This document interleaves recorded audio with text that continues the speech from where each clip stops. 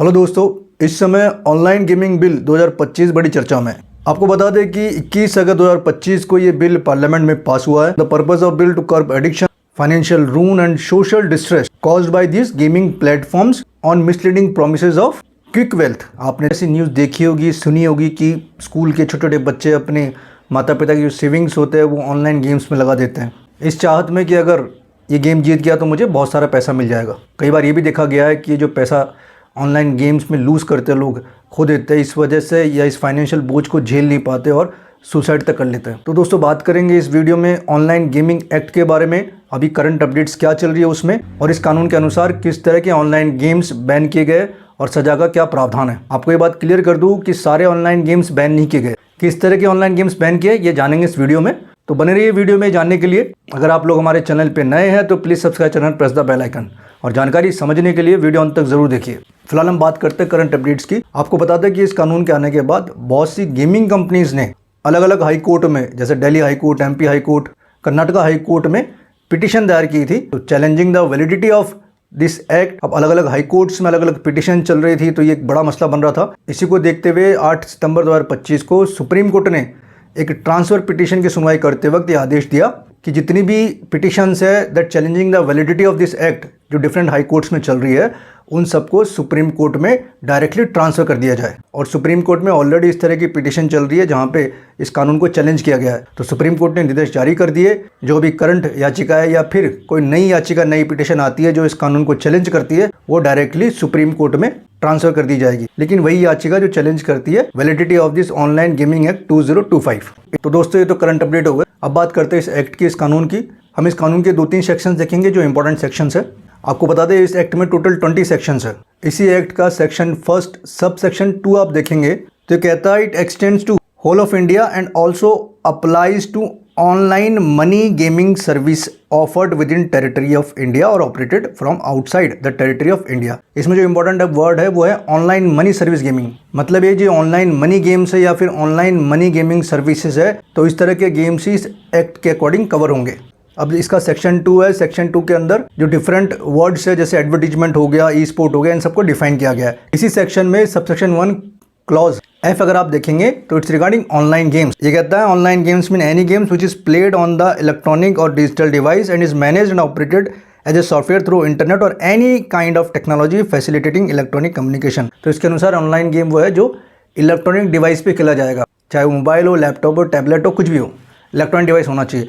वो इंटरनेट से कनेक्ट भी हो सकता है या विदाउट इंटरनेट भी हो सकता है। इसका जो फर्दर क्लॉज है जी, ये डिफाइन करता है ऑनलाइन मनी गेम्स का। ये इंपॉर्टेंट है, इसे आप ध्यान से देखिए। Online money games means online games respective of whether such game is based on skill, chance और both, played by a user by paying fees, ये इंपॉर्टेंट है, डिपॉजिटिंग मनी और other stakes in expectation of winning which entails monetary and other enrichment in return of money और stakes और other stakes but shall not include any e sport. तो यहाँ पे online money game को define किया है। Money game की इनके अनुसार वो गेम चाहे स्किल बेस हो या चांस बेस हो, अगर उसे खेलने से पहले कोई फीस दी जाती है, चाहे वो मनी हो चाहे कोई स्टेक हो, इन एक्सपेक्टेशन ऑफ विनिंग विच में बी ए हायर अमाउंट। तो जाहिर सी बात है, अगर इस तरह के गेम्स है जहाँ पे ज़्यादा पैसा जीतने का लालच दिखाया जाता है और उसमें एक फीस ली जाती है, तो ऐसे गेम्स को ऑनलाइन मनी गेम्स बोला गया है। अगर हम साधारण भाषा में बोले तो बैटिंग हम कह सकते हैं कि बैटिंग हो गई, गैम्बलिंग हो गई, तो इस तरह गेम्स को बोल रहे हैं हम ऑनलाइन मनी गेम। तो इस सेक्शन के अंदर ये दोनों बहुत इंपॉर्टेंट चीज़ें थी। एक तो आपका ऑनलाइन मनी गेम है, दूसरा आपका ऑनलाइन मनी गेमिंग सर्विस। अब दोस्तों, हम सीधा आते हैं चैप्टर 3 पे, जो कि प्रोहिबिशन मतलब बैन पे। इसमें सेक्शन 5, 6, 7 है, 3 सेक्शन है। सेक्शन 5 कहता है no person shall offer, aid, abet, induce, otherwise indulge, engage in offering of online money game and online money gaming services. तो सेक्शन 5 के हिसाब से जो ऑनलाइन मनी गेम है या जो ऑनलाइन मनी गेमिंग सर्विसेज है, इन्हीं पे बैन लगाया गया है। ऑनलाइन सोशल गेम्स है या फिर अदर ऑनलाइन गेम्स है, इस तरह के गेम्स बैन नहीं है। सिर्फ उस तरह के गेम्स बैन है जहाँ पे आपको पैसा देना पड़ता हो गेम खेलने के लिए, इस एक्सपेक्टेशन के साथ कि आप कुछ ज़्यादा पैसा जीत जाओगे। इससे फ़र्क नहीं पड़ता कि वो स्किल बेस्ड गेम है या फिर कोई चांस वाली बात है। तो ऑनलाइन मनी गेम्स है या फिर ऑनलाइन मनी गेमिंग सर्विसेज है, उसी को बैन किया गया है। सेक्शन 6 ये कहता है no person shall make cause to made, aid, abet, induce, otherwise be involve in making cause to be made by advertisement in any media including electronic means of communication. तो basically section 6 ये कहता है कि अगर online games को कोई advertise करता है, प्रमोट करता है, वो भी बैन है, उसे भी आप नहीं कर सकते। सोशल साइट पे जाते हो तो कई बार ऐसा आता है कि कुछ बॉलीवुड स्टार्स क्या खेलो रमी, तो इस तरह के जो प्रमोशन है ये भी आप नहीं कर सकते। और इसका जो सेक्शन 7 है, no bank financial institution any other person facilitating financial transaction authorization of fund shall engage in permit aid abet induce otherwise facilitate any transaction authorization of fund towards payment for online money gaming services. Basically जो ये transfer of fund है उसको ban करता है। तो आप इस तरह गेम्स नहीं खेल सकते क्योंकि वो जो ट्रांसफर कर रहे हो वो भी बैन है, प्रोहिबिट है वो एज पर सेक्शन 7। तो सेक्शन 2 में हमने डेफिनेशन देखी थी और 5, 6, 7 है किस तरह गेम्स बैन किए और क्या बैन किया गया है। अब हम सीधे आते हैं ऑफेंस पे और पेनल्टीज पे कि अगर वायलेशन ऑफ सेक्शन 5, 6, 7 है तो उस केस के अंदर क्या पनिशमेंट होगी, ये हम बात करेंगे ऑफेंस एंड पेनल्टीज पे।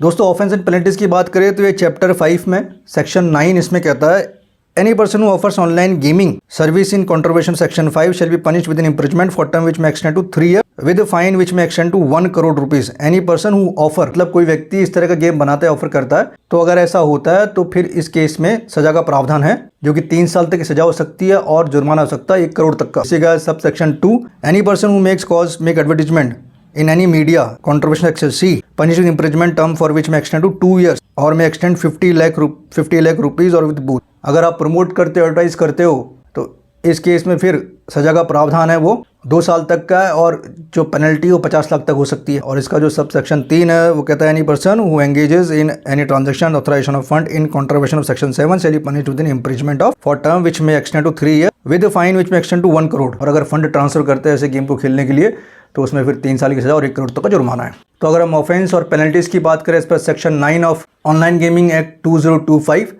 सेक्शन 9 के हिसाब से ऐसे गेम को ऑफर करना एक जुर्म है। इसके अंदर सजा का प्रावधान 3 साल तक की सजा और 1 करोड़ तक का जुर्माना है। इसी का फर्दर सब सेक्शन ये कहता है कि अगर ऐसे गेम्स को एडवर्टाइज किया जाता है, प्रमोट करता है कोई व्यक्ति, तो उसे फिर 2 साल की सजा और 50 लाख तक का जुर्माना हो सकता है। इसी का फर्दर सब सेक्शन कहता है कि ऐसे गेम्स को अगर कोई खेलता है, फंड ट्रांसफर करता है, तो फिर ऐसे व्यक्ति को 3 साल तक की सजा और 1 करोड़ तक का जुर्माना हो सकता है। तो दोस्तों जो ऑनलाइन मनी गेम्स है वो आपको नहीं खेलने हैं। ऑनलाइन मनी गेम्स की डेफिनेशन हमने वीडियो में बताई है, तो सेक्शन 2 उसमें दी गई है कि किन गेम्स को ऑनलाइन मनी गेम्स कहा गया है। अच्छा, एक और इम्पोर्टेंट चीज, इसका जो सेक्शन 10 है वो भी बहुत इंपॉर्टेंट है। वो कहता है एनीथिंग कंटेन इन भारतीय नागरिक सुरक्षा संहिता 2023 offence under section 5, 7 shall B cognizable and non bailable. मतलब 5 और 7 के अंदर जो भी ऑफेंस है वो कॉग्निजेबल है, नॉन बेलेबल है।